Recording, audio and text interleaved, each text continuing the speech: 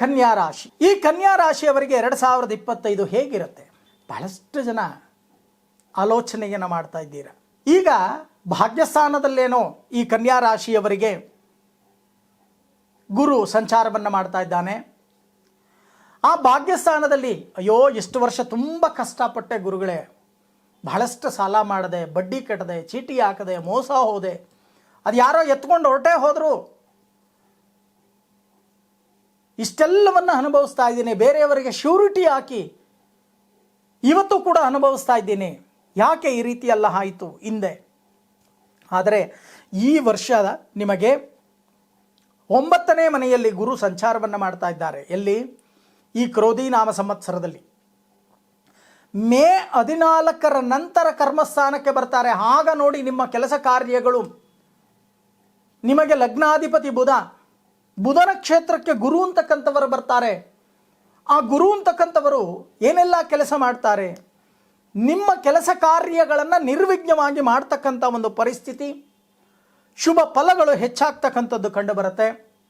ಜೊತೆಗೆ ಮಾನಸಿಕ ನೆಮ್ಮದಿ, ಕುಟುಂಬದಲ್ಲಿ ಶಾಂತಿ, ಮನೆಯಲ್ಲಿ ಶುಭ ಕಾರ್ಯ ಜರುಗ್ತಕ್ಕಂಥದ್ದು. ನೀವು ಅಂದುಕೊಂಡೇ ಇರಲ್ಲ, ಯಾವುದೋ ಒಂದು ಮೂಲದಿಂದ ಧನ ಲಾಭಗಳು ಬರ್ತಕ್ಕಂಥದ್ದು, ಆಸ್ತಿ ಕೊಂಡುಕೊಳ್ತಕ್ಕಂಥ ಒಂದು ಸಮಯ, ಶುಭ ಯೋಗ, ಹೆಚ್ಚಾಗಿ ಶುಭ ಫಲಗಳನ್ನು ಅನುಭವಿಸ್ತಕ್ಕಂಥ ಒಂದು ವರ್ಷವಾಗತ್ತೆ ಈ ಒಂದು 2025. ಆದರೆ ಎಚ್ಚರಿಕೆ ಇರಲಿ, ಯಾರನ್ನೂ ಕೂಡ ಹೆಚ್ಚಿಗೆ ನಂಬಬೇಡಿ. ನಿಮ್ಮ ಬುದ್ಧಿಯನ್ನು ನಿಮ್ಮ ಕೈಯಲ್ಲಿ ಇಟ್ಟು ಈ ವರ್ಷದ ದಿನಗಳನ್ನು ಕಳೀತಕ್ಕಂಥ ಕೆಲಸವನ್ನು ಮಾಡಿ. ಪರೋಪಕಾರಂ ಇದಂ ಶರೀರಂ, ಇನ್ನೊಬ್ಬರಿಗೆ ಸಹಾಯ ಮಾಡಲಿಕ್ಕೆ ದಿಢೀರಂತ ಹೇಳಿ ಮುಂದಾಗ್ತೀರಾ. ಸಹಾಯವನ್ನು ಮಾಡಿ, ಯೋಗ್ಯರಿಗೆ ಸಹಾಯವನ್ನು ಮಾಡಿ. ದಾನವನ್ನು ಮಾಡಬೇಕು, ನಿಜ, ಯೋಗ್ಯರಿಗೆ ದಾನವನ್ನು ಮಾಡಬೇಕು. ದಾನ, ಧರ್ಮ, ಸಹಾಯ, ಪರೋಪಕಾರ ಇವೆಲ್ಲವನ್ನೂ ಕೂಡ ದೊಡ್ಡವರು ಹೇಳ್ತಾರೆ.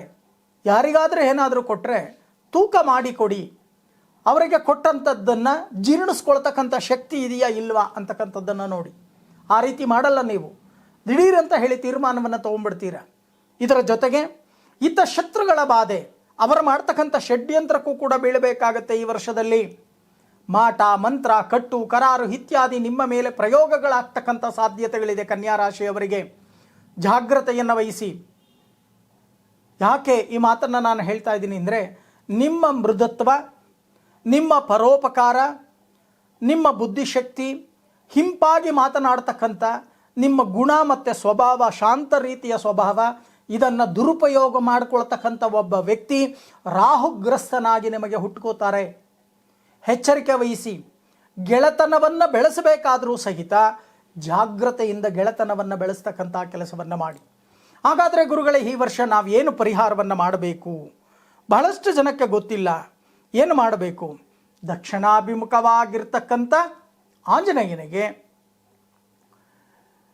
ಸೇವೆಯನ್ನು ಮಾಡ್ತಕ್ಕಂಥದ್ದು, ಸಿಂಧೂರ ಧಾರಣೆಯನ್ನು ಮಾಡಿಕೊಳ್ತಕ್ಕಂಥದ್ದು, ತೀರ್ಥ ಪ್ರಾಶನವನ್ನು ಮಾಡಿಕೊಳ್ತಕ್ಕಂಥ ಕೆಲಸ, ಮೈ ಮೇಲೆ ಒಂದು ಕರಿ ದಾರದಲ್ಲಿ ಆಂಜನೇಯನ ಪೆಂಡೆಂಟನ್ನು ಧಾರಣೆಯನ್ನು ಮಾಡಿಕೊಳ್ತಕ್ಕಂಥ ಕೆಲಸ, ಪ್ರತಿ ಗುರುವಾರ ಶಿರ್ಡಿ ಸಾಯಿಬಾಬಾ, ಶ್ರೀ ಗುರು ರಾಘವೇಂದ್ರ ಅಥವಾ ದಕ್ಷಿಣಾಮೂರ್ತಿ ಅಥವಾ ದತ್ತಾತ್ರೇಯರ ದೇವಾಲಯ, ಇಂಥ ದೇವಾಲಯಕ್ಕೆ ಹೋಗಿ ದೀರ್ಘದಾಂಡ ನಮಸ್ಕಾರವನ್ನು ಮಾಡಿದಾಗ ಸ್ವಲ್ಪ ಮಟ್ಟಿಗೆ ಅನುಕೂಲಗಳನ್ನು ನೀವು ಪಡಿತೀರ.